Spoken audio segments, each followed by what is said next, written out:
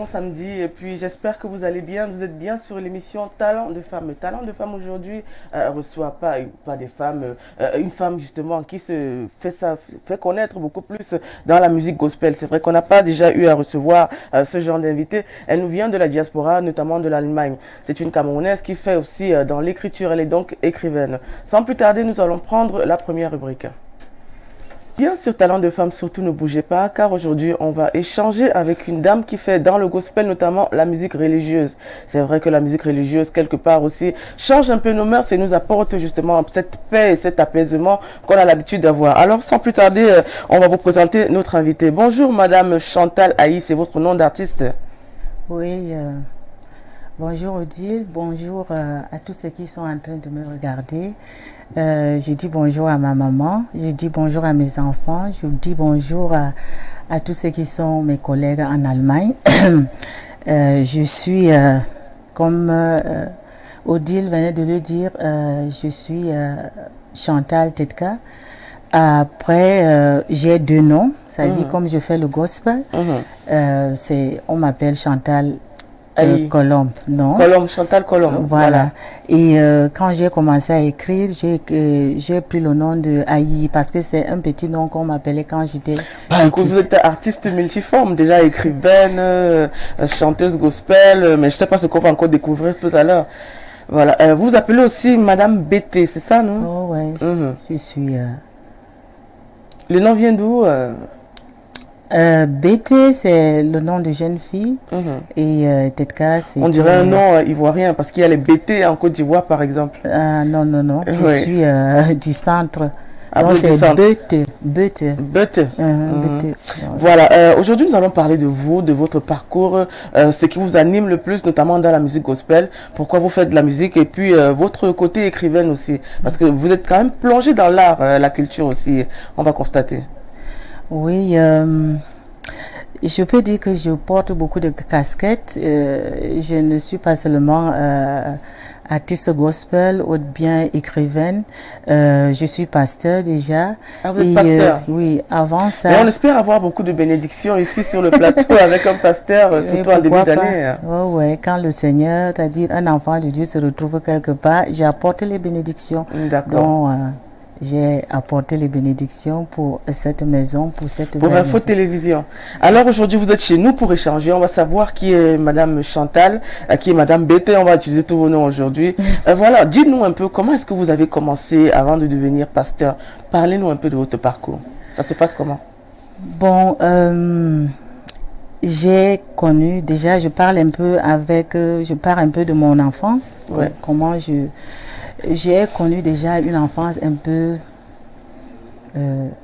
compliquée déjà parce que ma mère, à un certain âge, se sépare de mon père. Ouais. Et ils sont en train de me discuter. Et, ça arrive souvent d'avoir des parents qui discutent les enfants. Il y a eu des complications là-dedans. Ça fait que ma vie était un peu ballottée entre mon père et ma mère. Entre mon père et ma mère, quand ils sont bien, je suis bien. Quand ils sont pas bien, parfois c'est maman qui me prend ou bien c'est papa. Et j'ai grandi beaucoup plus avec ma mère. Et dans ce village, j'avais constaté que les enfants ne partaient même pas vraiment à l'école. Et quand ils arrivaient peut-être au cours moins 1, au cours moins 2, c'est-à-dire ils se plongeaient dans l'alcool et tout. Et c'était comme ça. Donc, quand j'ai eu mon CP, je suis allée en ville. J'ai continué les études. À un certain niveau, j'avais des difficultés pour avancer. Et c'était des difficultés comment mystique. Pour aller à l'école? Oui, pour aller à l'école, parce que c'est ça qui m'appelle même, c'est-à-dire qui me fait chercher véritablement Dieu. Parce que je sentais quelque chose qui n'allait pas dans mon village, surtout le village de ma maman. C'était quel village? C'est du centre. Je suis du centre. Oui, c'est vers la route de Ngomjap. Donc, je commence à chercher le Seigneur et vraiment, c'était pas facile. Si bien que quand je faisais le BPC et le probatoire, il y a eu même des accidents, il y a eu des choses mystiques et tout. Et c'est à partir de là que je me suis dit que ma vie, je dois véritablement chercher le Seigneur. Et quand j'étais en terminale, j'ai rencontré une amie qui était déjà dans le Seigneur, et c'est elle qui m'a parlé de Dieu. Et pendant que j'accepte le Seigneur Jésus, je me retrouve dans un séminaire où une maman prophétise sur moi que j'ai mis une chanson dans ta bouche et je t'ai levé dans mon service. Bon, je ne connaissais rien, mais quelques temps après, c'était à Garoua à l'époque, donc c'est là où... vous étiez à Garoua aussi, hein? Oui, j'ai fait la terminale au collège Modibo. J'ai fait 9 ans à Garoua. Ah, d'accord. Ça veut dire que vous parlez un peu le fulfulde? Un peu, il y a des mots que je peux parler, mais pas beaucoup. Donc, c'est à partir de là que je rencontre réellement le Seigneur. Et quelques temps après, j'ai commencé à chanter dans les Femmes Camerounaises pour Christ, où j'ai été secrétaire, où j'étais présidente à Yaoundé. C'est une association, c'était quoi? C'est une association chrétienne. Donc, les Femmes Camerounaises pour Christ, c'est des femmes qui travaillent, qui évangélisent et qui aident un peu au niveau des femmes qui ont des difficultés dans le foyer. Donc, c'est un mouvement national. Et c'est à partir de là que je découvre ce don que j'avais, que je pouvais chanter au milieu des gens. Déjà avant, j'avais un peu la frousse. Et c'est là où je découvre que je peux chanter. J'ai continué à chanter. J'ai continué à chanter à l'église où j'ai été ministre de louange et d'adoration. Je me suis retrouvée en Côte d'Ivoire en 2002 et en 2004 dans le cadre d'un séminaire de louange et d'adoration. D'accord. Et c'est dans ce rythme-là que je décide maintenant aussi de faire une école de théologie. Que je finis en 2006. Et ça vous prendra combien de temps de faire cette école de théologie? J'ai fait 4 ans. 4 ans, d'accord. Oui, et c'est là où je m'envole. Là, je dis que bon, comme je chante, je vais rester psalmiste, donc dans la louange et l'adoration. Je fais l'école de théologie, mais je ne veux pas devenir pasteur. Donc, je m'envole pour l'Europe. En ce moment-là, quand je reviens ici, là, j'exerçais toujours le ministère de louange et d'adoration. Et dans l'église où je milite, on me dit, ça fait longtemps que tu es au niveau de la louange et d'adoration, on veut quand même que tu deviennes missionnaire. J'ai dit non, moi je veux rester psalmiste. Bref, à la fin, on m'a consacré, donc je suis sortie de l'école de théologie en 2006 et ça fait seulement 3 ans que je suis devenue pasteur, que j'ai été consacrée pasteur. D'accord. Donc je suis artiste gospel, je suis pasteur, je suis écrivaine et avant même ça, j'étais enseignante et en Europe, j'ai fait autre chose, je suis dans la médecine. Ah, donc, vous enseignez quoi exactement? Moi, quand j'étais ici, là, j'étais enseignante dans les écoles primaires. D'accord. Ben, vous avez beaucoup de casquettes. Et en Europe, on veut savoir ce que vous faites aussi là-bas. Oui, en Europe, donc, quand je suis allée là-bas, j'ai fait les études d'infirmerie. Donc, je suis dans les soins intensifs. Voilà. Donc, voilà. Mais on ne saura pas par où vous classer. On sait que vous êtes artiste gospel, écrivaine, dans le monde de la médecine, enseignante. Mais comment est-ce que vous arrivez? Je suis même encore... femme d'affaires. Femme d'affaires, d'accord. Vous êtes aussi dans l'entrepreneuriat. Oui, donc oui, parce que en tout cas, je suis un peu dans le commerce. J'apporte souvent des conteneurs et je fais de la brocante. Voilà. Oui, parlez-nous un peu, comment est-ce que vous arrivez à concilier justement cet aspect d'être femme pasteur et puis écrivaine, femme au foyer avec des enfants? Comment vous conciliez tout ça? Votre mari, est-ce que ça ne le gêne pas d'avoir une femme hyper active qui fait plein d'activités? Peut-être ça peut le rabaisser aussi. Non, ça ne peut pas le rabaisser. Moi, je crois que quand nous sommes dans une famille, il faut de la discipline. Il faut savoir faire chaque chose en son temps. Donc, quand il faut s'occuper des enfants, on s'occupe des enfants. Et où sont tous les enfants actuellement? Ils sont un peu éparpillés. J'en ai le dernier avec moi en Allemagne. Il y en a 2 en Belgique. Il y en a 2 ici, là.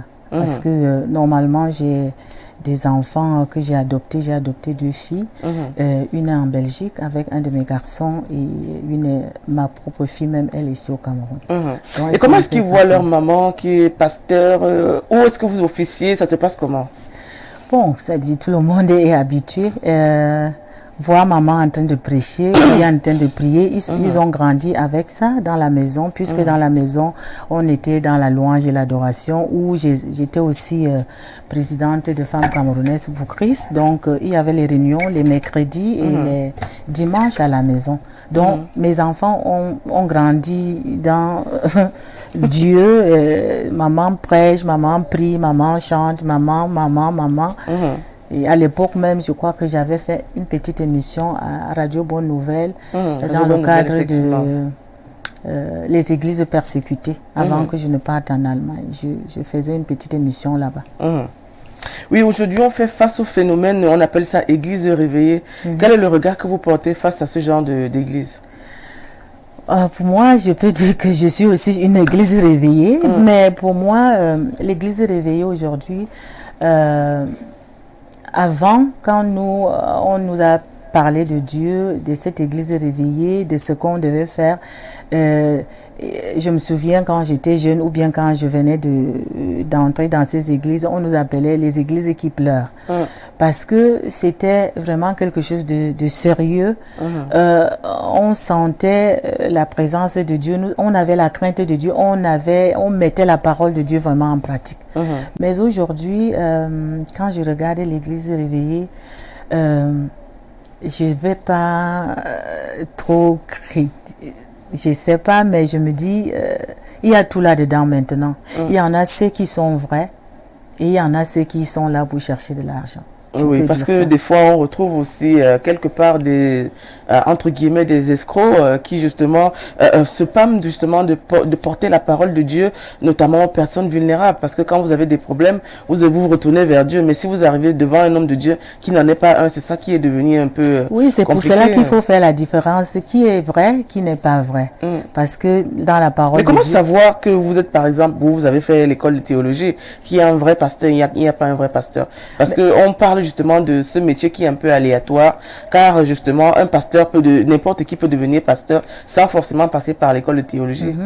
Oui, devenir, connaître le vrai et le faux, je crois que, c'est-à-dire nous tous nous avons quelque chose à l'intérieur de nous qui nous avertit. Ça peut arriver à un moment donné, tu sens que aujourd'hui, il a fait ceci, demain, il a fait telle chose, ou après-demain, et tu sens que, en tout cas, moi, avant de devenir pasteur, a dit quand je rencontrais les frères et sœurs,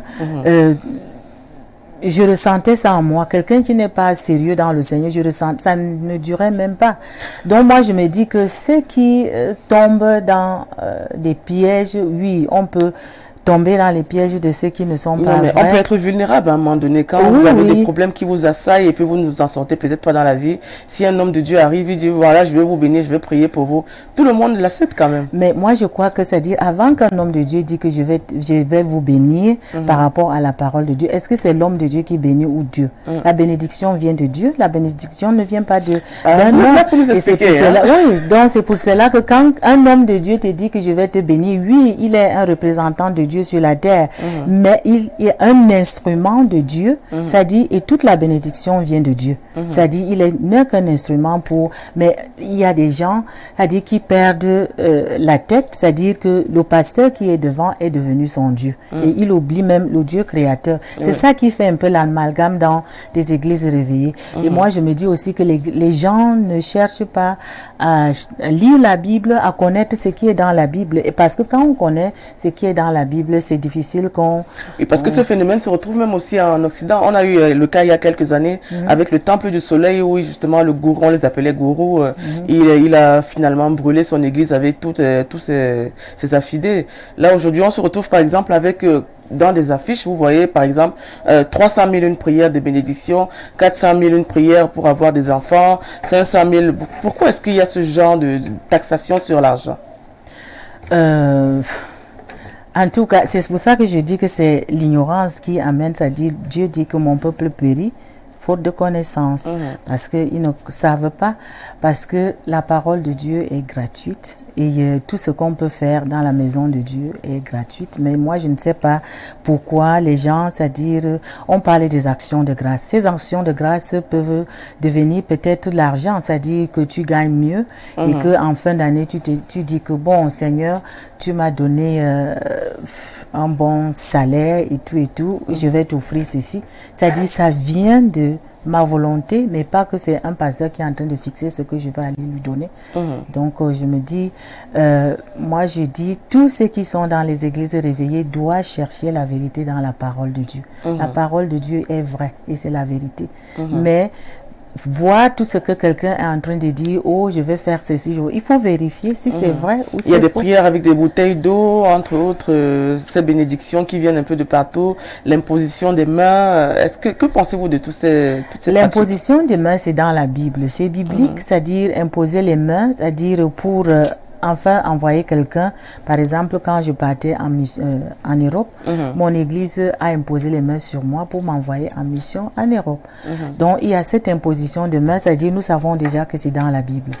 Mais l'eau bénite, c'est des choses qu'on faisait encore dans l'Ancien Testament et tout. Je ne sais pas si ça a vraiment l'effet ou bien ils reçoivent une révélation où Dieu dit que utiliser l'eau bénite pour guérir les malades ou bien pour délivrer les gens qui ont les mauvais esprits. En fait, je ne sais pas, mais je ne sais pas pourquoi les gens utilisent ça et parfois ça en échange d'argent. Je ne sais pas. Oui, effectivement, ça devient un business parce qu'on parle aujourd'hui des églises comme justement un business quand même florissant. Les plus riches, par exemple, aux États-Unis, sont des hommes d'église, notamment les protestants aujourd'hui. Oui, normalement, c'est normal. C'est-à-dire, si je crois à un Dieu qui est riche, c'est-à-dire parce que Dieu dit que l'or et l'argent m'appartiennent. Donc, ça veut dire que quand tu es un enfant de Dieu, tu dois absolument, c'est-à-dire, c'est obligatoirement, c'est-à-dire, tu dois devenir riche. Donc, moi, je dis que la richesse pour un enfant de Dieu ne me surprend pas parce que Dieu lui-même, il est riche et il doit bénir les enfants de Dieu. Mais si nous sommes riches, si nous sommes riches avec les faussetés, c'est ça qui n'est pas bien. Mais si nous sommes riches, que c'est Dieu qui nous bénit, c'est normal. Parce que quelqu'un peut être reconnaissant. Par exemple, il est vraiment malade et un pasteur prie, la personne est guérie. Et si cette personne est vraiment, par exemple, un milliardaire dit aujourd'hui, il est gravement malade, je pars vers lui et je prie, je lui impose les mains et miraculeusement, il reçoit la guérison. Et s'il dit qu'il m'offre un milliard, voilà, oui. Mais je vais pas refuser le milliard. Donc, automatiquement, je vais devenir milliardaire. Vous voyez un peu, non? D'accord. Mais aujourd'hui, on fait justement face aussi à des jésuites, par exemple, aux États-Unis. Il y a les Amish qui disent, bon voilà, on va retourner un peu à l'ancien temps, c'est-à-dire ne pas utiliser le modernisme. Que pensez-vous justement de ces pratiques qui sont justement courantes de ce côté, mais avec le nom de Dieu? Le monde est en mouvement, c'est-à-dire, moi je crois que tous les hommes cherchent toujours là où ils se sentent, c'est-à-dire ils se sentent à l'aise, c'est-à-dire ou bien les hommes là où ils se sentent à l'aise. Parce que c'est pour cela qu'on va voir, on parle du catholique, le protestant, le méthodiste, le baptiste, c'est-à-dire parce que il a trouvé quelque chose dans la parole de Dieu et qui est bien pour lui. Il dit que mais le catholique peut-être il a les statuts, il se prosterne ceci, mais la parole de Dieu dit qu'il ne faut pas se prosterner. Mais le protestant vient, il commence à dire que le catholique ne fait pas ceci. Moi, je vais faire comme ça. Il devient protestant. Et l'autre méthodiste, il dit que bon, il y a des méthodes là que c'est-à-dire ça ne nous plaît pas comme ça. Là. Nous devenons des méthodistes et ils sont des méthodistes par rapport à quelque chose. Et même aussi les baptistes, ils disent que Jésus s'est baptisé dans le Jourdain. Mais normalement, tous les enfants de Dieu doivent se baptiser dans des piscines et tout. Et ils deviennent des baptistes. Donc, les jésuites aussi, ils ont trouvé quelque chose de bon pour devenir peut-être dans l'Ancien Testament où ils sont à l'aise là-bas et c'est comme ça qu'ils sont se sont penchés dans ce... On va lire un message qui vient. Bon après-midi à vous sur le plateau. J'aimerais savoir si Madame Chantal, qui aborde plusieurs casquettes, notamment celle de pasteur, a souhaité un jour créer une église, elle qui est théologienne de formation. Et Toga Célestin depuis Douala. Pour le moment, déjà, pour devenir pasteur, c'était déjà une lutte pour moi parce que je me regardais à moi-même. Parce que je parle souvent c'est-à-dire de mon intérieur. Je me dis, est-ce que je suis digne de parler devant les gens, de paître les brebis de Dieu et tout et tout. Et c'est quelque chose que j'ai lutté longtemps. Devenir pasteur, c'est parce que, c'est-à-dire, j'ai été convaincue et vraiment, créer une église n'est jamais passé, c'est-à-dire dans ma tête pour créer une église quelconque. Je voudrais être dans une église où j'ai des dirigeants et créer ma propre église, ça n'a jamais passé dans ma tête. Ah, ce n'est pas dans vos cordes. Non. Non, ok, d'accord. Alors, forcément, vous rencontrez des difficultés. Quelles sont les difficultés que vous rencontrez au quotidien, notamment dans ce métier de pasteur? Les difficultés que nous rencontrons parfois, c'est l'incrédulité, c'est-à-dire quand tu veux apporter peut-être la bonne nouvelle à quelqu'un, parler de Dieu, et ceux qui, par exemple, dans mon pays, parce que je suis allemande, et je vais apporter la bonne nouvelle à ces gens-là. Parfois, ils ne croient pas. C'est-à-dire quelqu'un te dit que Dieu n'existe pas. Si Dieu existait, pourquoi il y a les morts, pourquoi il y a les guerres, pourquoi il y a ceci, pourquoi il permet ceci. Parfois, tu es buté à des questions que parfois, c'est-à-dire ça reste, en tout cas, tu te sens... Les remises en question, notamment concernant la vie. C'est ça qui est un peu la difficulté. Ou bien, dans la parole de Dieu, Dieu dit qu'il nous a envoyés, on doit faire de toutes les nations les disciples. Et il y a des miracles qui doivent nous accompagner.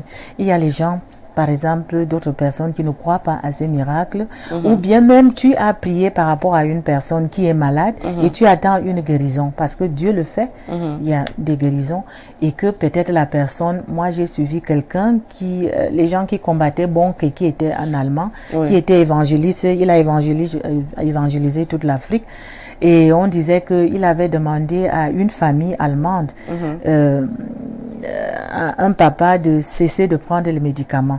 Et il a fait pendant 3 mois et il est mort. Donc on accusait l'évangéliste pour dire est-ce que c'est vrai ce qu'il est en train de dire. Donc c'est un peu des difficultés que nous rencontrons. Et moi je crois que la difficulté aussi pour les pasteurs, c'est qui dépendent automatiquement de l'église et qui n'ont pas de revenus, c'est aussi un problème. Par exemple, en Europe, ils sont autrement, devenir un pasteur, quand on t'invite déjà dans une église, tu as déjà ton enveloppe. D'abord, il y a un montant. Ou bien, quand tu es dans une église, tu signes un contrat et tu as un salaire. Donc, je crois que beaucoup de pasteurs au niveau d'Afrique aussi ont des difficultés parce qu'ils n'ont pas vraiment de revenus.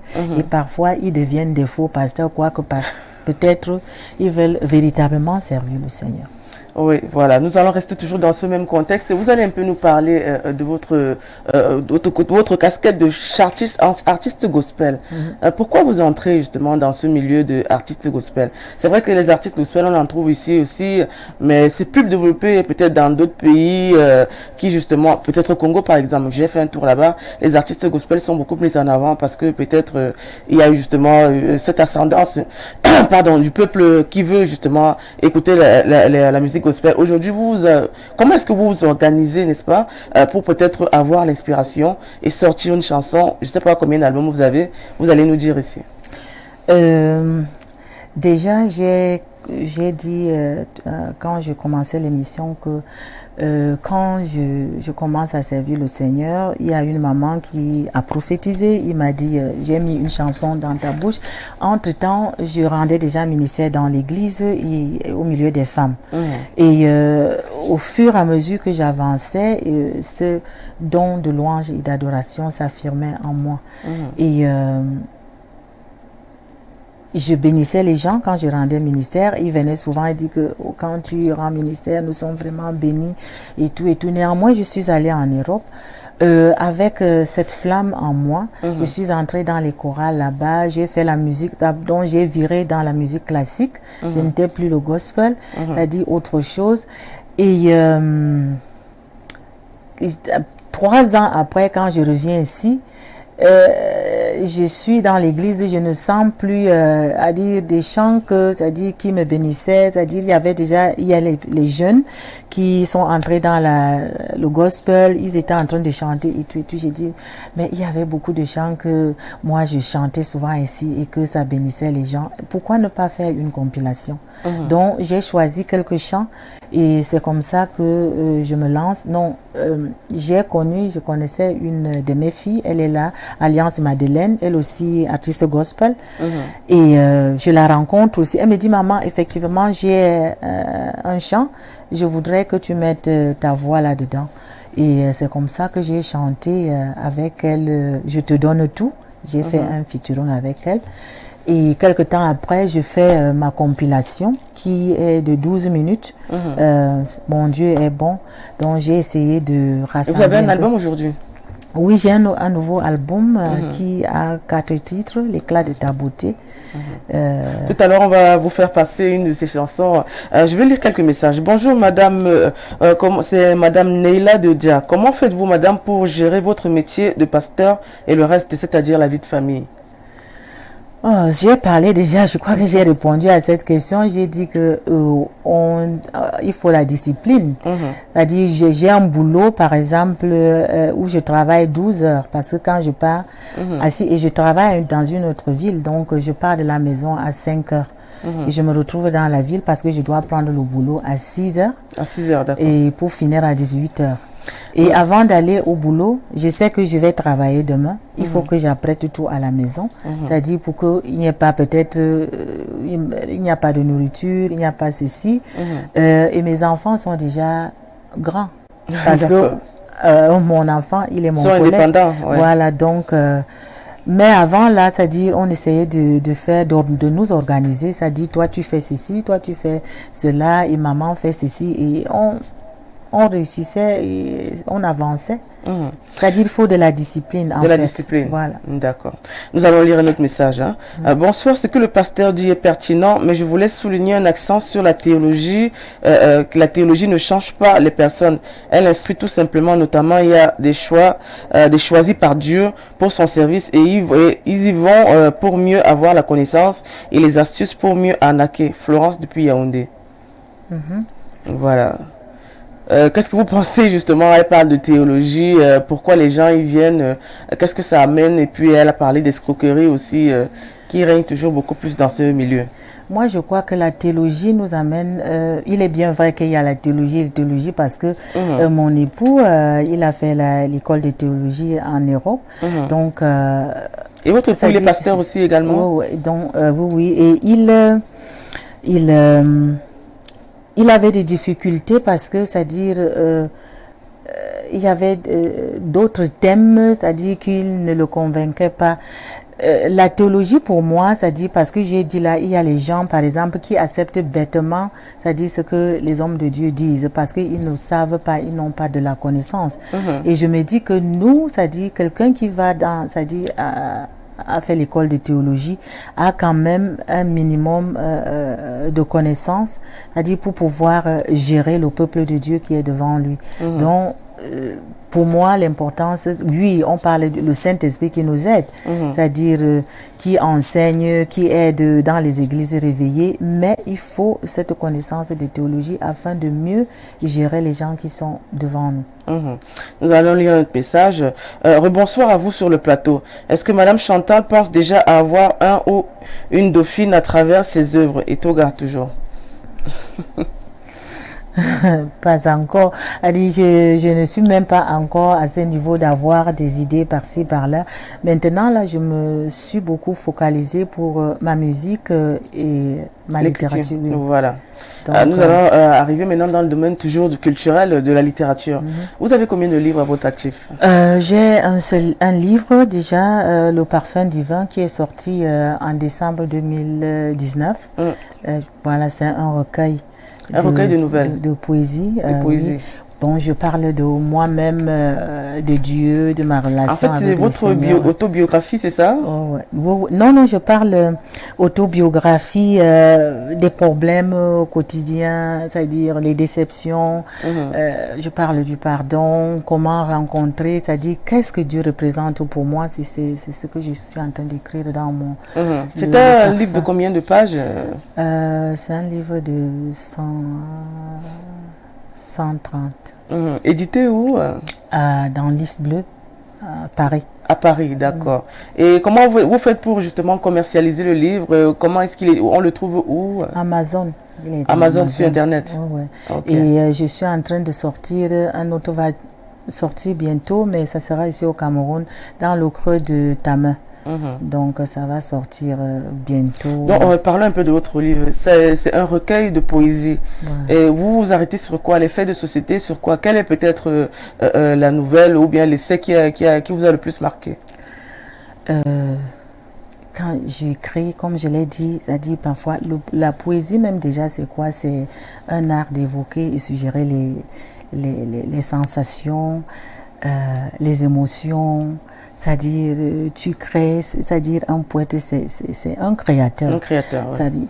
Donc, tu vis des choses en toi, à l'intérieur de toi, tout autour de toi, qui te permet, et c'est beaucoup plus dans la parole de Dieu, c'est-à-dire comme mes inspirations, c'est quand je médite la parole de Dieu, ou bien quand je fais ma lecture biblique, donc ça me donne beaucoup d'inspiration. Et je suis en train d'écrire. Et tout autour de moi, c'est-à-dire, j'ai des déceptions, je souffre au-dedans de moi. Donc vous exprimez à travers la littérature. Donc si vous avez un problème dans les tréfonds de vos pensées, et je dans quelque chose dans la société qui vous aura marqué, et peut-être même votre mari peut-être qui vous aura embêté. C'est comme ça. Ou bien j'ai un problème, quelqu'un qui me fait, qui m'a fait du mal, et tu as les difficultés de pardonner.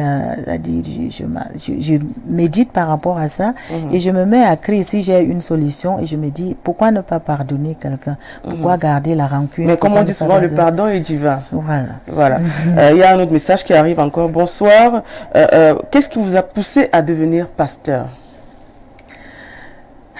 Devenir pasteur, je l'ai dit tout à l'heure, que je suis pasteur. Pour moi, c'est-à-dire on m'a consacré pasteur dans la louange et l'adoration, et j'enseigne aussi beaucoup.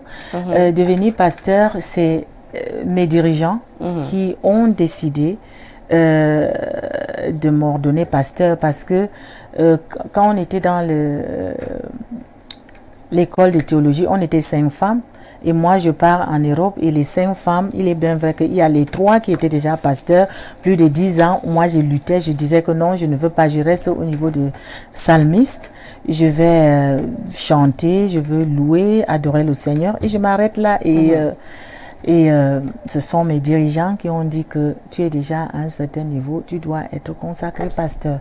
J'ai lutté, 3 jours après, j'ai accepté, et on m'a consacré pasteur dans le domaine de la louange et d'adoration. Parce que j'enseigne aussi la louange et l'adoration dans des églises pour expliquer qu'est-ce que la louange, qu'est-ce que l'adoration. Parce que nous tous, nous pouvons chanter, mais il y a une différence entre la louange de l'esprit et la louange en vérité. Aujourd'hui, on fait face justement à ce problème, notamment concernant les femmes qui sont pasteurs. Est-ce que vous n'avez peut-être pas rencontré ce genre de problème? On ne veut pas de femmes pasteurs, peut-être ici dans notre congrégation. Hier même, je discutais avec quelqu'un. Il y a un de mes fils qui est à l'école de théologie. Il doit faire 5 ans. Et il a envoyé une photo. J'ai vu seulement, ils étaient peut-être au nombre de 20 ou bien 15 comme ça, là, mais il n'y avait que des hommes. J'ai écrit là, mais il n'y a pas les femmes là-bas. Et il y a effectivement une dame qui est venue, elle a intervenu, elle dit que les femmes sont les destructrices d'église, donc elle ne peut pas accepter que dans les PC que les femmes soit pasteur là-bas et tout et tout. Et elle déclare encore quelque chose que, est-ce que vous aviez déjà vu une prophétesse dans la Bible, et ce qui est faux, donc j'ai essayé. Ça, c'est beaucoup de gens n'acceptent pas voir des femmes pasteur, moi, je suis... c'est-à-dire, je ne veux pas obliger quelqu'un de m'accepter. Dans la vie, il y en a ceux qui m'acceptent et qui reconnaissent mon ministère en tant que femme pasteur. Et il y en a qui se refusent. Donc, je ne veux pas le forcer à accepter ma position. Mais je suis convaincue de ce que je suis, pasteur. Parce que justement, on trouve des femmes qui sont repoussées et rejetées. Ce métier réservé aux hommes. Moi, je crois que ça dit, si nous regardons un peu dans la Bible, il y en a beaucoup de femmes qui ont travaillé au service de Dieu. Par exemple, Déborah, dans le livre des Juges, on dit qu'elle était juge, elle était prophétesse, elle servait le Seigneur. Et même quand tu continues à lire cette portion de la Bible, on voit que c'est au travers de Déborah que le peuple Israël a été libéré, parce que celui qui dirigeait, qui était considéré comme, il a dit, je ne pars pas en guerre sans toi. Et c'est comme ça que Déborah a pris le devant. Donc on voit que le Seigneur utilise effectivement les femmes dans le domaine de la parole de Dieu et tout et tout. Je ne sais pas pourquoi les hommes sont bloqués là, toujours en train de dire que les femmes ne doivent pas être pasteurs, les femmes ne doivent pas être pasteurs, je ne sais pas pourquoi. Mais dans la Bible, Dieu utilise tout le monde, les hommes comme les femmes. D'accord. Je vais lire un autre message. Je reviens à vous. Je voudrais savoir pourquoi, malgré le niveau social élevé des pasteurs, ils ne viennent pas en aide aux pauvres, mais plutôt attendent toujours que parfois certains soient misérables, alors que Jésus donnait du pain charnel et spirituel. C'est ce que j'ai dit, qu'il y a la difficulté, parce que les églises en Afrique, par exemple, quelqu'un qui se lève, qui a un ministère et il crée une église, il a, c'est-à-dire avec ses propres moyens, avec ses petits moyens, il reçoit quelques brebis et tout. Comment il va, c'est-à-dire il n'arrive pas lui-même à s'en sortir de sa propre famille, comment il va voler en aide pour les misérables et tout. Donc c'est ça même qui fait la difficulté aussi dans les églises réveillées. Parce que beaucoup de pasteurs sont à plein temps. Ils n'ont pas de revenus. Moi, par exemple, je suis pasteur et je travaille. J'ai mon salaire. Donc, ça fait que je ne souffre pas. Mais je me dis que normalement, les pasteurs qui ont des moyens doivent normalement voler, c'est-à-dire aller aider les gens tout autour d'eux. On voit en Afrique, par exemple, il y a beaucoup de pasteurs qui sont très riches aujourd'hui. Vous pensez que peut-être ils s'enrichissent derrière justement leurs fidèles? Non. Non, je vais pas dire ça. Il y en a peut-être qui s'enrichissent derrière leurs fidèles, mais je connais aussi beaucoup qui travaillent, qui ont des entreprises, c'est-à-dire qui travaillent vraiment et qu'ils... je connais quelqu'un, c'est-à-dire il est au Nigeria, je crois qu'il a 30 entreprises dans le monde, c'est-à-dire du Canada, Europe, Côte d'Ivoire, je crois que le Cameroun, au Nigeria, il gagne sa vie, c'est-à-dire il est devenu riche, c'est-à-dire il enseigne même au niveau c'est-à-dire comment créer des entreprises, comment faire comme ça. Donc il a une église, une forte église, c'est-à-dire une grande église, et il est vraiment riche. C'est-à-dire qu'il ne vole pas. Mais vous pensez que d'où vient cette richesse alors? Mais c'est parce qu'il a commencé à travailler comme moi, par exemple. J'ai un salaire. Je commence et je suis femme d'affaires, par exemple. Donc d'ici 10 ans, là, je peux aussi. Très riche. Ah oui, peut-être milliardaire, pourquoi pas. D'accord. Oui, parce qu'on a toujours des préjugés, notamment concernant les pasteurs, les prêtres, qui sont justement très riches et qui ont des fidèles très pauvres. Parce que là, aujourd'hui, on se retrouve toujours avec des pasteurs, bon, on va pas citer les noms ici, là, qui justement s'habillent avec des habits très chers, ils ont des voitures, ils ont un parc automobile, ils ont plein de maisons. Mais néanmoins, il y a toujours des fidèles très pauvres qui arrivent et qui donnent tout leur salaire. Vous pensez C'est pour quoi? cela que j'ai parlé du vrai et du faux. Parce que, est-ce que ceux-là, c'est-à-dire, je sais ceux qui sont vrais, c'est-à-dire, avec leurs propres moyens, ils ont travaillé, ils ont enduré, ils ont gagné leur vie et Dieu les a élevés, ils ont de l'argent. Et il y en a ceux qui sont dans l'escroquerie et ils sont en train de faire des choses comme ça. Parce que c'est un phénomène quand même assez récurrent déjà en Afrique. Il y a une question qui arrive. J'aimerais savoir le point de vue de Madame Chantal au sujet de certains pasteurs qui sont impliqués dans des phénomènes de pédophilie, d'homosexualité et d'autres dérives. Oh là là. Je sais pas ce que comme je le disais déjà moi je crois que quelqu'un qui sait réellement le Seigneur dans la vérité et dans la crainte de Dieu ne peut pas se livrer dans de telles choses. Mais quelqu'un peut porter une soutane ou bien une toge et il dit qu'il est pasteur, mais quelque part peut-être pour se cacher. Il y a des prêtres, notamment les prêtres catholiques qui ont été ordonnés prêtres et qui ont recours à ce genre de pratique par exemple. Oui, parce que moi je me dis s'il fallait donner mon avis par rapport aux prêtres, je ne suis pas contre l'église catholique et tout, mais je me dis, quand les gens sont enfermés dans un endroit où il y a seulement les hommes et ils ont des besoins, dans leur vie, c'est-à-dire ils se retrouvent en train de faire ces choses-là. Donc moi, je dirais au pape, c'est-à-dire de donner la liberté. Pratique sataniste de secte, parce que là, par exemple, à l'église catholique, on trouve l'Opus Dei, on trouve la Curie romaine, qui justement sont des ensembles quelque part un peu mystérieux. On parle justement. Oui, c'est-à-dire c'est peut-être les pratiques aussi, dire que ils les obligent à faire certaines pratiques pour avancer dans leurs choses, mais je ne connais pas ce genre de choses. La religion aujourd'hui est compliquée. Aujourd'hui, on trouve des orthodoxes, des pentecôtistes, je sais pas, des catholiques. Est-ce que vous voyez une certaine différence entre toutes ces églises qui convergent toutes vers le Christ? Oui, la différence, il y a une très grande différence. Très, très, très grande différence. Pour une église réveillée, l'église réveillée va te parler de la nouvelle naissance, born again. Parce que c'est dans la Bible, la conversation avec Jésus, avec Nicodème, qui était un docteur de la loi, et il est venu vers Jésus, il a dit comment faire pour être sauvé. Jésus lui a dit, il faut naître de nouveau. Donc, voilà la naissance de l'église réveillée, parce que tous ceux qui sont dans les églises réveillées sont les nés de nouveau. Nés de nouveau en esprit, mais pas dans la chair.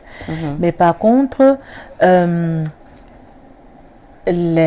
y en a, par exemple, le catholique, c'est-à-dire il va parler de Jésus, il reconnaît, c'est-à-dire il y a la Trinité, Dieu le Père, Dieu le Fils, Dieu le Saint-Esprit, mais ils ne mettent pas trop l'accent dans la manifestation du Saint-Esprit, les dons de l'Esprit et des trucs comme ça. Donc ça fait déjà une différence. Par contre, un pentecôtiste va te parler des dons de l'Esprit, de la manifestation du Saint-Esprit, des révélations, parce que quand nous lisons la Bible, c'est le logo que nous lisons, mais la Bible nous dit que la parole de Dieu, il y a des choses cachées là où le Seigneur les révèle par son Saint-Esprit et en Réma. Donc le Réma qui est la révélation de la parole de Dieu. Donc c'est ça qui fait un peu la différence, et pour cela qu'on dit que dans les églises réveillées, ils sont éveillés parce que leur esprit est connecté à l'esprit de Dieu et ils reçoivent beaucoup de choses.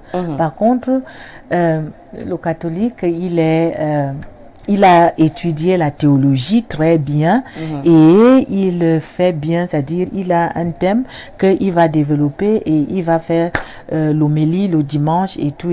Il ne parle pas beaucoup plus de la manifestation du Saint-Esprit et tout. Quoique il y a la confirmation, il y a la communion, que par exemple les protestants parlent de la Sainte Seine. La Sainte Seine, effectivement. Et ils parlent de la communion. En tout cas, c'est-à-dire on a tendance... un amalgame notamment concernant la Sainte Vierge aussi.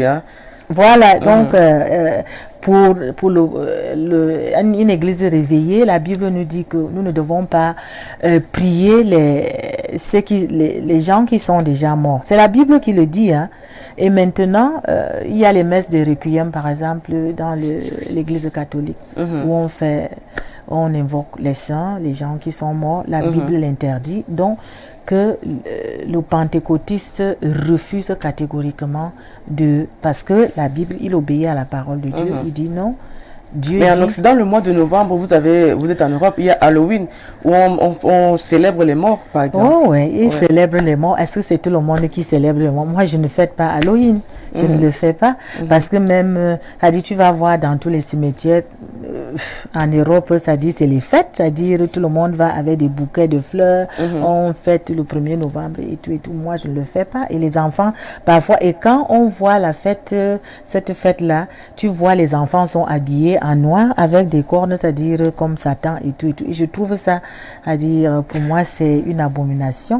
D'accord, nous allons lire notre message. Bonjour le plateau. Par rapport à ce que le pasteur vient de dire de la louange et l'adoration, quelle est la différence entre ces termes bibliques? Hector de Garoua. Hector de Garoua. Bon, c'est son nom, il s'appelle Hector. Donc il parle de l'adoration et puis la louange. Quelle est la différence? Ok. La louange et l'adoration, c'est un amour extrême qu'on exprime de ce que Dieu est pour nous. Dieu est pour toi quoi? Un Dieu puissant, un Dieu qui continuellement dans sa présence. C'est-à-dire, tu exprimes quand tu adores le Seigneur, tu dis il est magnifique, il est beau, tu es adorable, tu es puissant, tu es ceci. La louange, c'est exprimer les hauts faits de Dieu. C'est-à-dire, tu exaltes ce que Dieu a créé, comme les êtres humains, le monde, le soleil, la mer et tout et tout. Donc, voilà la différence. L'adoration, c'est que tu parles à Dieu, tu lui dis que c'est toi qui es mon créateur, tu es mon bien-aimé. Je t'aime beaucoup. C'est toi mon guérisseur. C'est toi qui m'aide. C'est toi mon protecteur. C'est toi ceci. C'est ça l'adoration. L'amour extrême de Dieu que tu exprimes. C'est-à-dire tu le dis ça. Et la Bible nous dit qu'il le reçoit comme un parfum de bonne odeur. Donc c'est que tu t'adresses directement à ton Dieu. Et maintenant quand tu loues, c'est que tu exaltes ce que Dieu a fait dans le monde. Tu exaltes Chantal, qui est aussi une louange pour Dieu. J'exalte Odile, qui est une louange pour Dieu, parce que c'est ce que Dieu a créé. Odile, il m'a créé. Il a créé les arbres, la mer, tout ça là, les océans. C'est ce qu'on est en train, ça dit, c'est magnifique quand tu es même dans l'avion, quand tu regardes les nuages, tu regardes, ça dit, c'est un monde infini. Ça dit, tu ne sais pas là où, ça dit, ça c'est les hauts faits et les bienfaits de l'Éternel. Et c'est ça, à dire qu'on appelle la louange. D'accord, merci. C'est comme si tu faisais les éloges comme les griots font à l'ouest, ils font les éloges aux notables. Donc c'est ça qui est un peu la louange. Et l'adoration est autre chose que tu élèves ton Dieu, tu lui exprimes ce qu'il est pour toi. Alors nous allons parler maintenant de votre côté entrepreneurial. Parlez-nous un peu de ce que vous faites dans le domaine du commerce, entre autres. Je fais des conteneurs et dans mes conteneurs, je vends aussi des voitures. Ah, vous vendez des voitures? Voilà, donc dans mes conteneurs, je mets de tout là-dedans. Il y a des salons, des salons en cuir que je ramène, des lave-linges, des frigos, de la vaisselle, tout ce qui est, ça dit que je trouve là-bas, comme quelqu'un a dit que ce que je vois, je prends. Donc, j'achète et je viens vendre ici, là. Et, vous achetez depuis l'Allemagne? Oui, j'achète depuis l'Allemagne. Donc, je fais un conteneur là-bas. Et vous revendez où? À Yaoundé, à Douala? C'est où? Je revends ici à Yaoundé. Oui, donc... Mais parfois, quand je viens, même souvent, les gens, par exemple, les voitures, les véhicules, les gens ont déjà tout pris. Donc, je viens seulement, je livre aux gens qui ont déjà pris. Et vous le faites depuis combien d'années, ça? C'est depuis 2017. 2017. Bah, ça fait beaucoup d'années quand même. Hein? Et vous avez assez de revenus pour commencer Quand vous avez commencé le business, quels étaient vos revenus? Quand j'ai commencé le business avec la brocante et tout, j'ai dit là, mon dernier fils est mon collègue. Et il disait que maman, à un certain moment, il faut arrêter de travailler parce que tu travailles. Est-ce que tu ne peux pas faire quelque chose en Afrique? Donc, avec l'aide de cet enfant, avec mes propres économies, c'est-à-dire j'ai pu faire le premier conteneur. Et là, je me suis lancée moi-même, c'est-à-dire, il m'a juste donné un coup de main et après ça, ce sont mes propres économies. Il n'y a pas eu de difficulté, peut-être quand les conteneurs arrivent à la douane, peut-être aussi Oui, des vols, des cas de vol. Oui, non, non, il n'y avait pas de cas de vol, mais seulement l'escroquerie un peu des Camerounais, c'est-à-dire tu arrives, on te malmène, on te dit des choses qui ne tiennent même pas debout. Parce que mon premier conteneur au deuxième, c'est-à-dire quand j'ai dédouané, là c'était tellement beaucoup. Mon premier conteneur qui avait seulement 2 voitures, où je me suis retrouvée en train de payer des taxes élevées. Voilà, c'est-à-dire beaucoup d'argent par rapport au deuxième qui était 4 voitures à l'intérieur. Donc, voilà un peu ces difficultés, mais au fur et à mesure qu'on avance, on découvre des choses et on devient, nous-mêmes on commence à ouvrir les yeux, à ne plus être... D'accord. Alors aujourd'hui, vous avez des projets notamment concernant peut-être l'entrepreneuriat, vos activités. Quels sont vos projets peut-être? Oui, j'ai envie de m'installer vraiment au Cameroun si ça et me déclarer même à la caisse de prévoyance sociale si je voudrais créer une grande entreprise ici là, et ce que je fais là-bas, parce que j'ai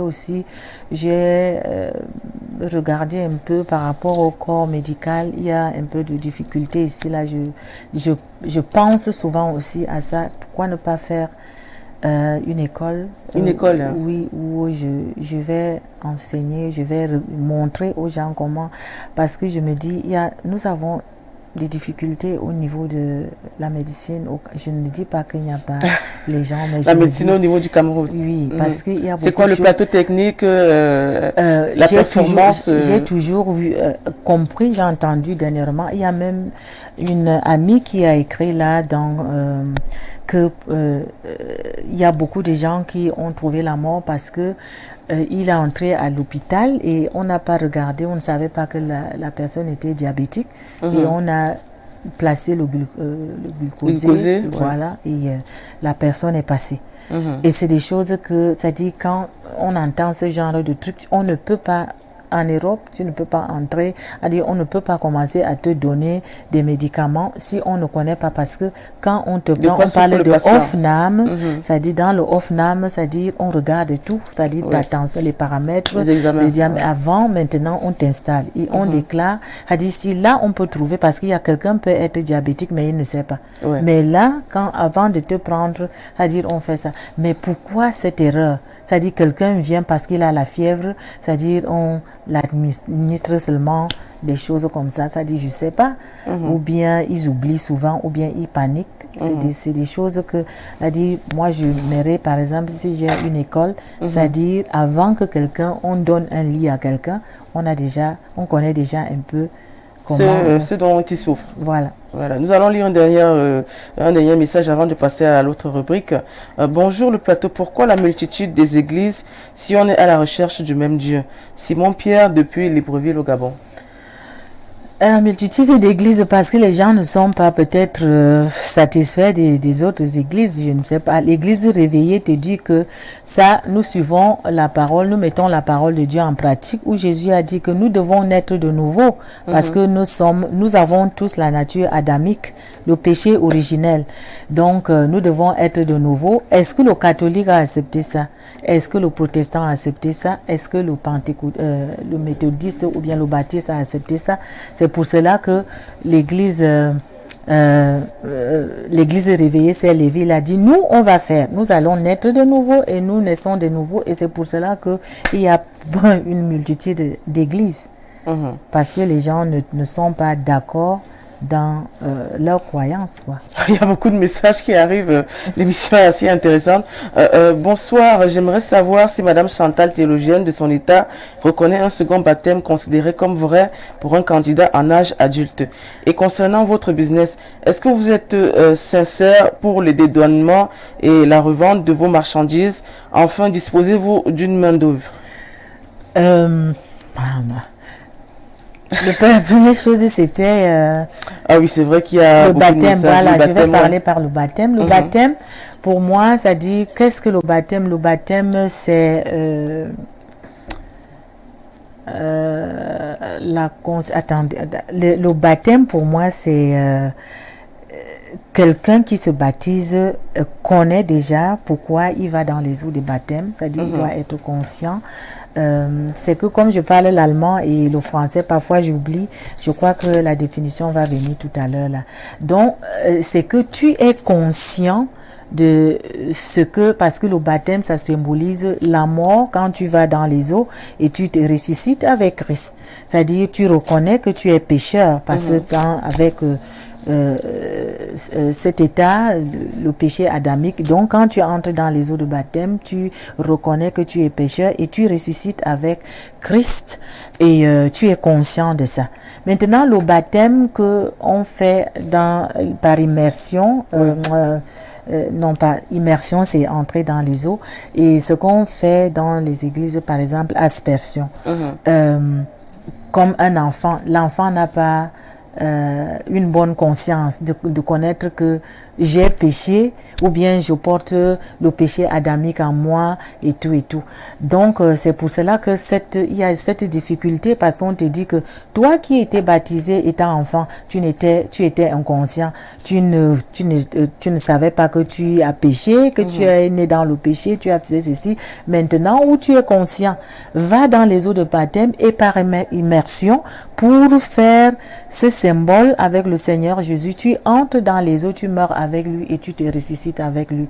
Donc moi je crois que le baptême pour moi c'est quand quelqu'un, c'est-à-dire, et parfois même on fait ce baptême par aspersion, et le lendemain quelqu'un qui est chrétien ou bien catholique devient musulman. Ça veut dire que son baptême là n'a pas eu d'effet dans sa vie.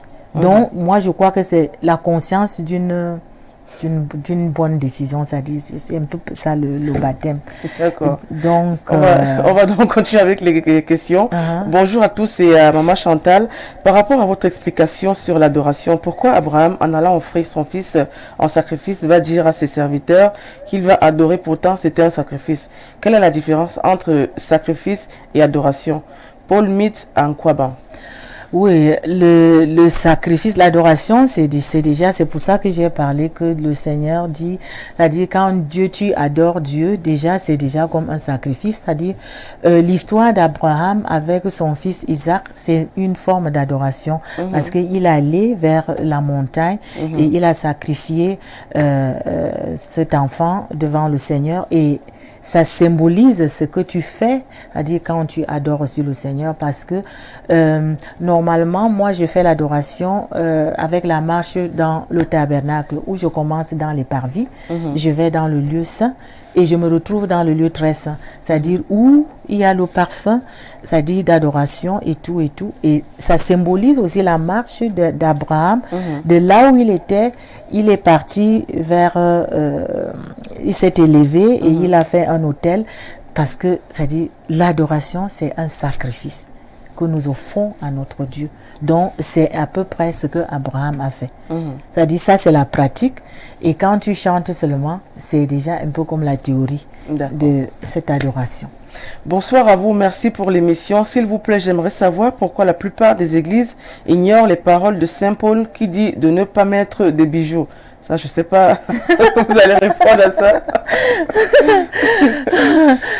Ça veut dire que la personne est contre les bijoux, mais c'est quelque chose.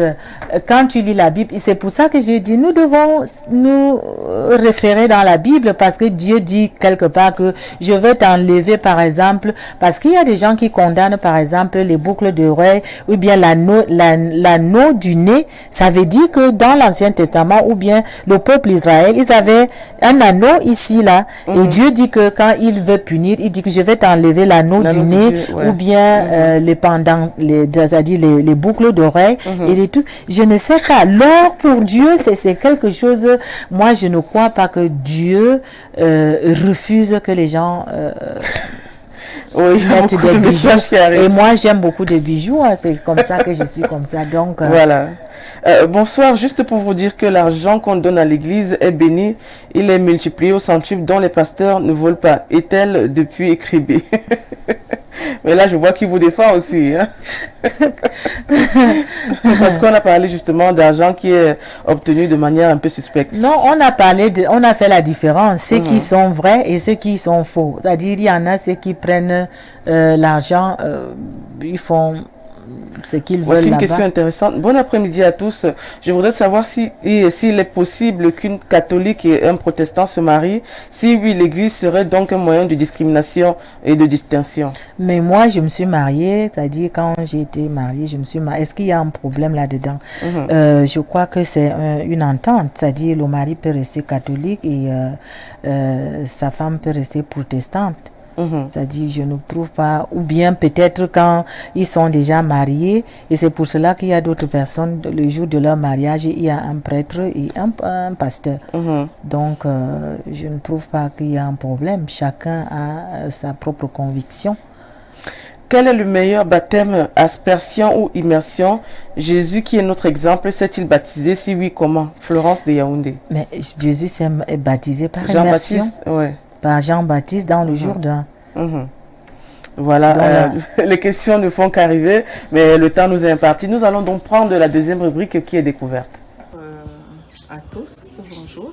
Merci pour l'honneur qui m'est fait aujourd'hui de décrire une femme d'impact, une femme de cœur, une amie de longue date qui fait parler d'elle en ce moment sur les réseaux sociaux et les autres médias. Cette dame dont je vais parler, elle s'appelle Bete Chantal Nicole, épouse Tetka. Elle a occupé tous les rôles que l'on connaît, le rôle de mère, le rôle d'épouse, le rôle de grand-mère, le rôle d'amie, une amie d'ailleurs loyale et fidèle, une femme leader au sein de plusieurs associations. Ces nombreuses casquettes, en fait, ne se comptent pas du tout. Chantal est pasteur, elle est évangéliste, elle est enseignante, elle est chantre, elle est adoratrice de l'Éternel. Et c'est même dans ce cadre-là que nous nous sommes rencontrés, que nous nous sommes connus, lorsque nous avons assisté toutes les deux à un séminaire international de louange et d'adoration qui se tenait en Afrique de l'Ouest, précisément en Côte d'Ivoire. Et nous nous sommes donc retrouvés à Abidjan et c'est là qu'on s'est attachés l'une à l'autre.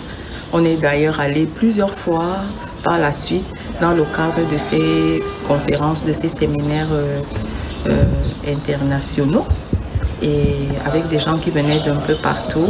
Et c'est là que j'ai appris à connaître cette dame qui est très très passionnée pour le royaume des cieux et pour les grandes causes, les causes de l'Éternel. Alors, lorsque le Cameroun décide d'emboîter le pas à la Côte d'Ivoire, en créant aussi ici l'association des Chantres Unis du Cameroun, mon mari est élu président de cette association-là. Et Chantal, c'est vraiment, elle s'est tenue aux côtés de mon époux et de moi. Et c'est là que j'ai découvert aussi la femme de prière qu'elle est. Une femme de cœur, une femme d'intercession. Elle a mis tout ce qu'elle est et tout ce qu'elle a au service de ce ministère pour qu'il puisse rayonner et qu'il puisse éclore dans notre nation. Alors pendant des années, Chantal et moi, avec mon époux d'ailleurs, nous avons été des partenaires de prière et cela exige beaucoup de disponibilité, beaucoup de sacrifices, de témérité, d'endurance, de persévérance, beaucoup d'amour même et même de la profondeur. Donc je peux dire que Chantal, c'est tout cela à la fois. Elle a toutes ses qualités, elle a toutes ses valeurs et qui font d'elle la femme qu'elle est. Elle est quelqu'un qui s'est payé de grands prix au nom de l'amour. C'est une femme d'action. Et oui, Chantal, c'est quelqu'un qui n'aime pas la paresse, quelqu'un qui n'aime pas l'oisiveté. Et dans les années maintenant, je crois que c'est les années 2006, ça a été le départ pour l'Europe. Et c'est là que j'ai vu, loin de sa zone de confort, Chantal se développe davantage. Et elle est en train de faire son chemin, quoi. Elle laisse éclore de plus en plus ses talents qui étaient cachés et qui aujourd'hui font d'elle une femme d'impact, une femme de médias. Et quoique travaillant dans les soins intensifs, en milieu médical, en tant que personnel médical, il y a 3 volets qui caractérisent Chantal. Le premier volet, c'est Chantal, la musicienne. Alors, en 2019, elle sort une compilation qui a pour titre « Mon Dieu est bon ». Et en 2020, paraît un nouvel album de 4 titres qui sont l'éclat de ta beauté, viens mon chéri, le ciel ouvert et tiens-moi la main. Elle a déjà tourné plusieurs clips où dans ces clips-là, si vous les avez, vous avez regardé ces clips, il y a vraiment une joie contagieuse qui caractérise la femme qu'elle est, la femme d'action, la femme dynamique qu'elle est. Et Chantal l'écrivain, deuxième volet, c'est Chantal l'écrivain. Toujours à la fin de 2019, elle a publié son premier recueil de poèmes appelé Parfum divin. On peut y découvrir Chantal dans ses émotions les plus profondes, ses émotions les plus intenses, et puis sa passion pour le créateur, les peines qu'elle a rencontrées, les déboires qu'elle a eus dans ce monde qui nous entoure. Et elle est sur le point de publier un deuxième recueil qu'elle a intitulé « Dans le creux de ta main ». Ok, il y a un autre côté de Chantal, Chantal la femme d'affaires. Je n'aimerais pas beaucoup m'étendre là-dessus parce que au fond, j'estime que chacun a le droit de garder un peu de mystère, un peu de secret, mais Chantal c'est aussi une femme qui fait les affaires et qui a fait ses preuves dans notre nation et même au-delà des frontières. Voilà décrite en quelques mots ma Chan, comme j'aime l'appeler ma Chan, c'est-à-dire ma Chantal, cette femme magnifique que rien n'arrête et qui peut être comparée à une boule d'énergie bien décidée à laisser des traces dans sa génération et aussi dans les générations futures. Donc voilà. Ah voilà, Jeanne-Marthe Tchoukonte qui est un peu décrit qui est Chantal. Ça vous fait quoi de suivre ça? Ça me donne, je sais pas, c'est un peu de l'émotion. C'est une amie de longue date et ça me va, c'est bien. Je sais pas comment exprimer ça et je suis vraiment. Oui, si j'ai été pour moi une ému. source de bénédiction Oui. dans leur maison. Je bénis le Seigneur pour ça parce que parfois j'ai parlé un peu avant que je n'entre. Je lui ai dit que mais tu ne m'as même pas un peu montré ce que tu as dit de moi. Elle me dit non, c'est une surprise pour toi.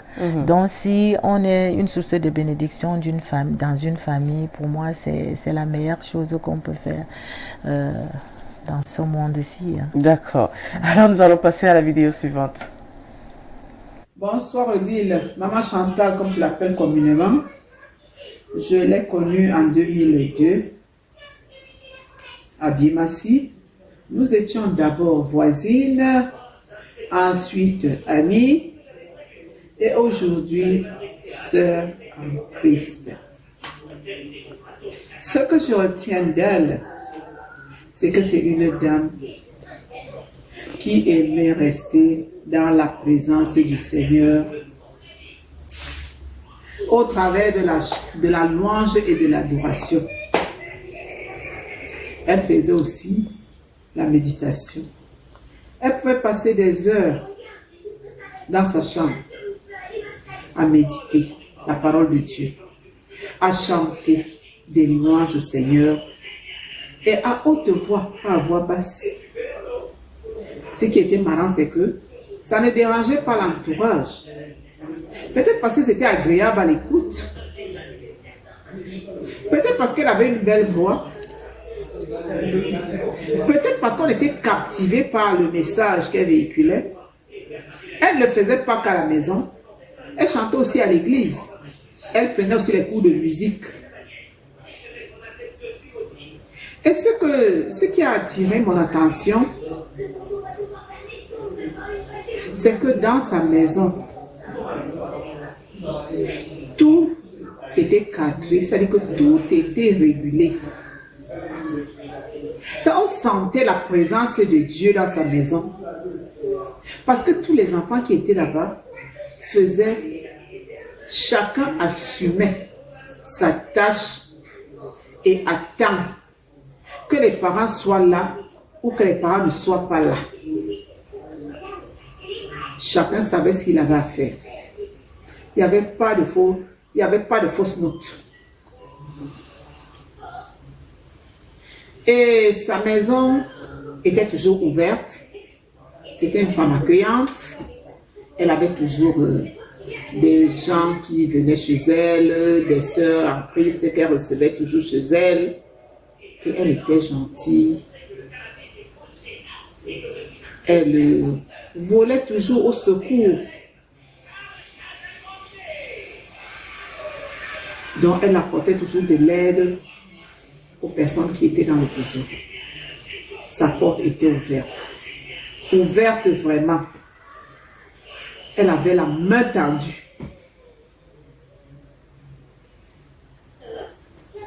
De par son caractère humain, Maman Chantal me l'a témoigné en 2017 lorsque j'ai voyagé avec mon époux malade. Maman Chantal m'a beaucoup assisté.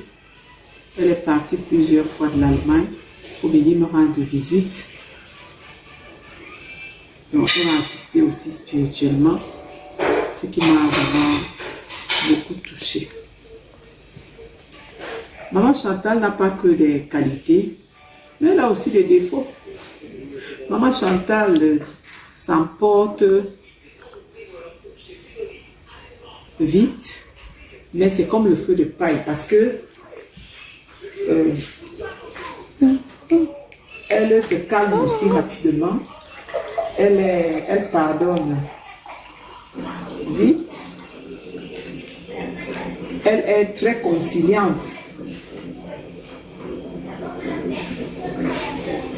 Elle sait aussi s'humilier, donc elle a beaucoup d'humilité.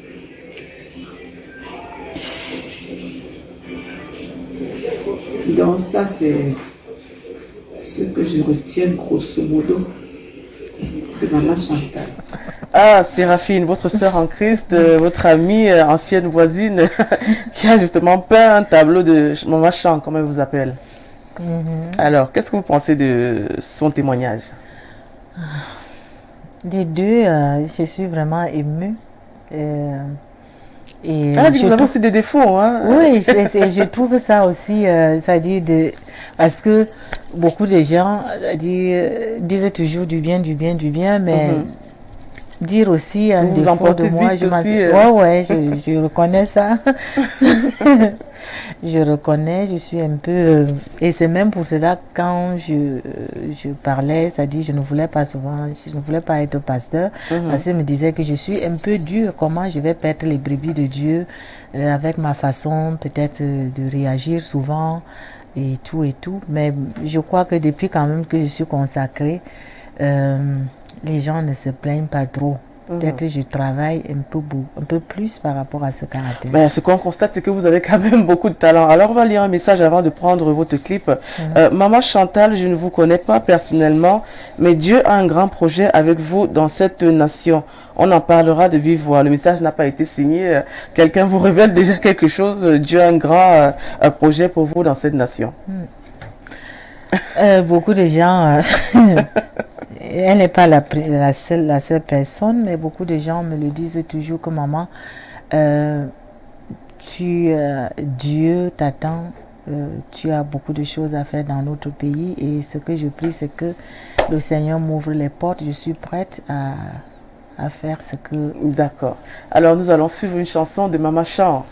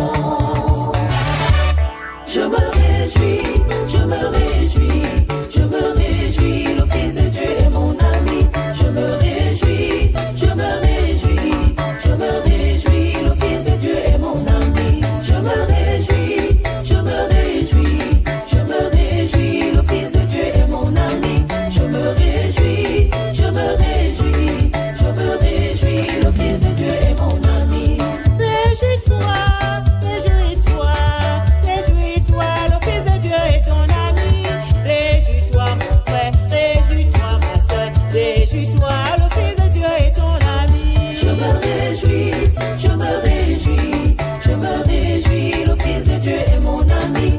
Je me réjouis, je me réjouis, je me réjouis, le Fils de Dieu est mon ami.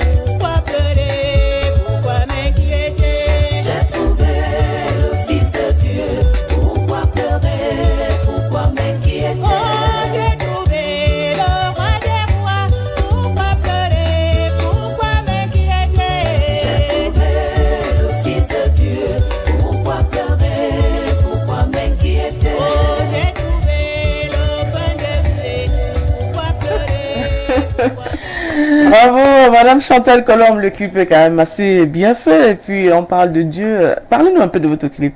Comme je le disais déjà, ce clip-là, j'ai fait la compilation de beaucoup de chants que je rendais au ministère et que quand je venais ici au Cameroun, après 3 ans ou 4 ans en Europe, je ne suivais plus ces chants-là.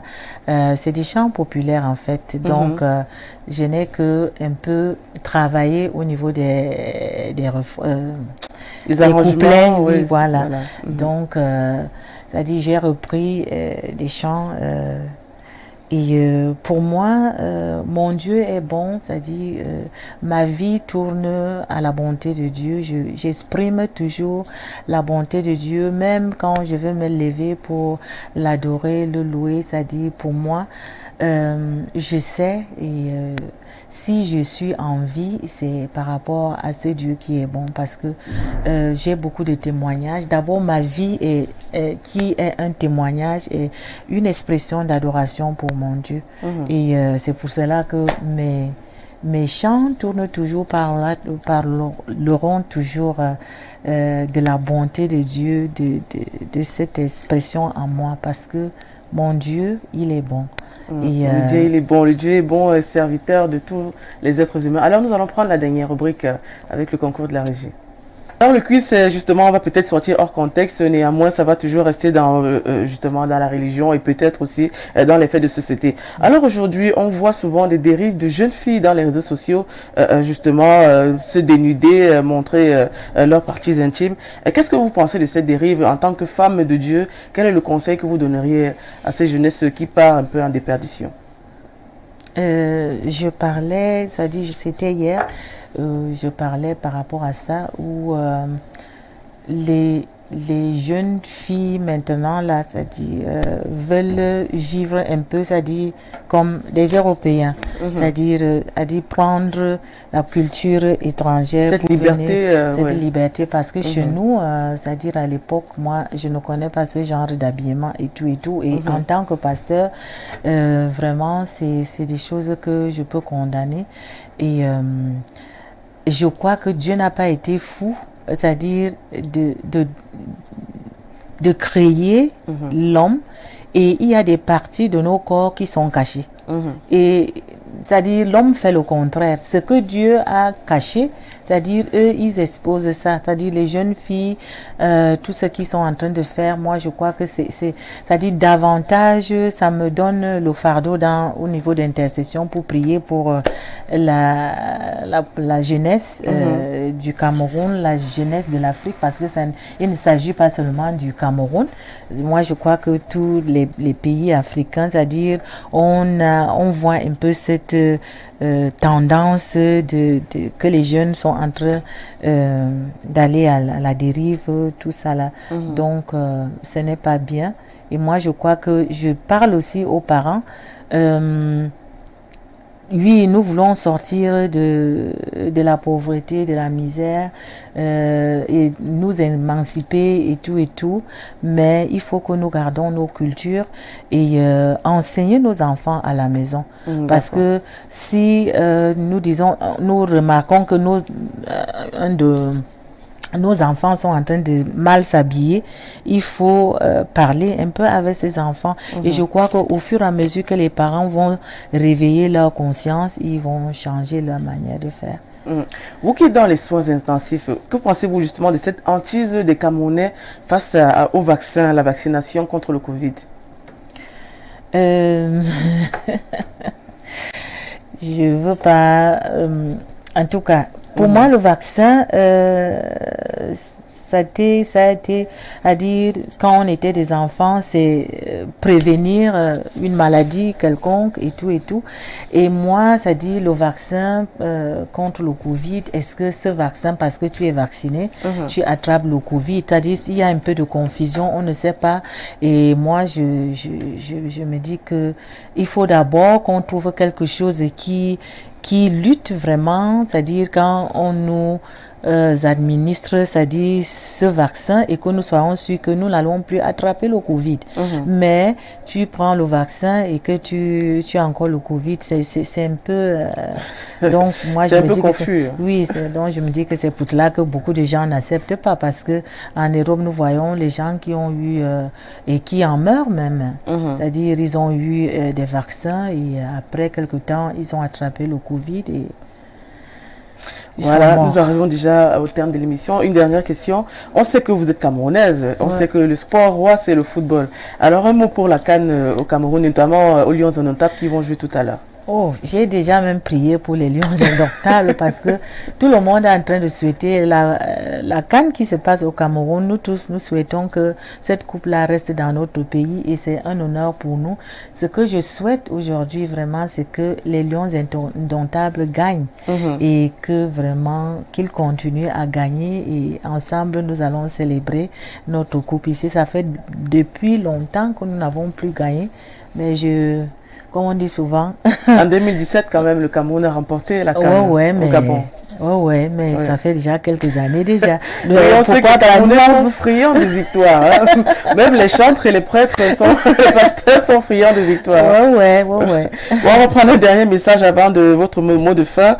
Bergère avec le service pastoral qui demande beaucoup de concentration et de temps. Comment faites-vous pour satisfaire les membres qui ont toujours besoin d'être écoutés et assumer le service sacerdotal, le travail, le mari et tout le reste parce que les disciples qui étaient au service de Jésus leur demandaient d'abandonner et de le suivre. Je parle toujours de la discipline, c'est-à-dire chaque chose doit avoir son temps, c'est-à-dire avec les brebis, c'est-à-dire je passe aussi beaucoup de temps, c'est-à-dire pour exhorter parce que j'ai 2 groupes que j'encadre aussi, c'est-à-dire 2 groupes aux États-Unis que je prêche parfois en ligne et tout. En visioconférence, voilà, il faut écouter les gens et il faut avoir cet esprit de patience, c'est-à-dire pour satisfaire les uns et les autres. Et tout ça là, c'est la discipline. C'est-à-dire quand le temps est déjà arrivé, peut-être que je m'occupe d'autres choses, c'est-à-dire je vais arrêter, je ne vais pas continuer. Donc je suis un peu stricte par rapport à mes programmes. Un problème de discipline. Alors nous arrivons donc au terme. Avant de partir, vous allez dire face à la caméra aux femmes qui vous regardent, notamment nous sommes à Talent de Femmes, quel est le conseil que vous donnerez aux femmes entrepreneurs, aux femmes peut-être qui sont perdues, délaissées, voilà, qui ont des problèmes, des soucis quotidiens. Quel est le conseil en tant que femme pasteur et puis peut-être femme d'église vous donneriez aux femmes camerounaises aujourd'hui et même africaines déjà? Ce que je dirais aux femmes, c'est que la femme doit connaître que elle a une grande valeur. Et déjà, elle est la mère de l'humanité parce que sans la femme, c'est-à-dire le monde ici n'existerait pas. Et la femme a toujours tendance de se retirer, de mettre les hommes en avant. Je ne dis pas que les hommes doivent être derrière, mais chaque femme a une valeur et chaque femme a quelque chose en elle. C'est-à-dire, ne te dis pas que oh, moi je ne suis pas allée ceci ou bien je n'ai pas fait ceci, mais nous avons tous des valeurs. Nous avons quelque chose en nous, c'est-à-dire commence quelque chose à faire. Sois libre, c'est-à-dire ne dépends pas seulement de ton mari en attendant ce qu'il va venir te donner, mais sois courageuse, sois une travailleuse pour pouvoir produire, pour pouvoir apporter quelque chose dans ton foyer ou bien dans ta famille. Et là, tu auras du respect. Donc, j'ai dit à toutes les femmes, j'interpelle toutes les femmes à se réveiller, de ne plus dormir et de ne plus être en arrière-plan, que les hommes sont devant et elles sont derrière. Vous aviez de la potentialité, vous pouvez faire quelque chose de meilleur dans ce monde. Pourquoi pas devenir des icônes dans vos pays? Que le Seigneur vous bénisse. Merci Madame Chantal Colombe, merci d'être passée sur Info Télévision. Merci beaucoup. Merci, et on espère que vos projets pourront fleurir et continuer justement d'émerger. Par la grâce de Dieu. Ok, d'accord. Alors nous arrivons donc au terme de cette édition. Merci de nous avoir suivis. On remercie toute l'équipe de Ben Valls qui est à la régie, le superviseur Dieu de Neven, notamment tous les téléspectateurs qui se sont mobilisés pour accueillir Madame Chantal Colombe sur Talent de Femmes. On vous dit déjà on souhaite un bon week-end. On souhaite bonne chance aux Lions indomptables qui vont justement essayer de mouiller le maillot tout à l'heure face justement à une équipe de la Gambie. Et puis on vous souhaite une bonne fin de soirée et puis surtout soyez sages.